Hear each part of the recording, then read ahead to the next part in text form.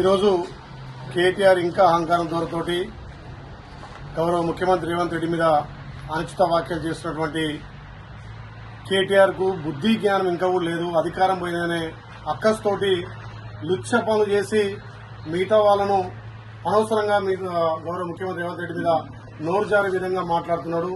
ఇవాళ నువ్వు మీ కుటుంబం లుచ్చ పనులు చేసి తెలంగాణ పరువును తీసినటువంటి మీరు మాట్లాడడం నిజంగా కూడా సిగ్గుచేటు. ఒక రకంగా మీ చెల్లె తెలంగాణ పరువును తాకట్టు పెట్టి జైలుకి వెళ్లిందే గాక ఇవాళ ఈ ఫార్ములా కేసులో 55 కోట్లు విదేశీ కంపెనీలు కట్టుబెట్టి ఎలాంటి అనుమతులు లేకుండా లుచ్చా పనులు చేసింది నువ్వు. అనవసరంగా వేరే వాళ్ళ పేరు మీద నోరు జారడం నీకు సిగ్గుచేటు. ఇకనైనా నీ బుద్ధి మార్చుకో.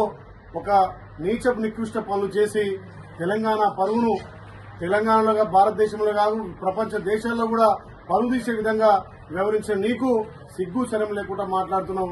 మా గౌరవ ముఖ్యమంత్రి ప్రజాపాలన ద్వారా ప్రజలకు సంక్షేమాలు అందించి మీరు చేసినటువంటి అప్పులను మీరు చేసినటువంటి తప్పులను ఒక్కొక్కటిగా సర్దిద్దుకుంటూ ప్రజాపాలన అందిస్తూ ఇలా ప్రజలను మందుతున్నటువంటి గౌరవ ముఖ్యమంత్రి మీద కేటీఆర్ అనుచిత వ్యాఖ్యలు చేస్తున్నావు.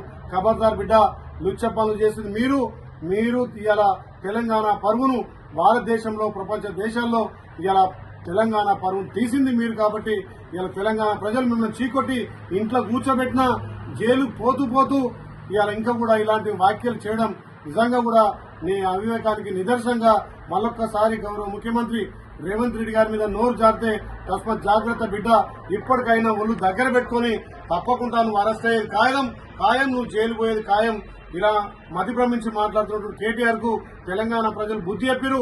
రాబోయే రోజుల్లో స్థానిక సంస్థలు కూడా మీ పార్టీకి మీకు బుద్ధి చెప్తారని చెప్పి హెచ్చరిస్తున్నాం.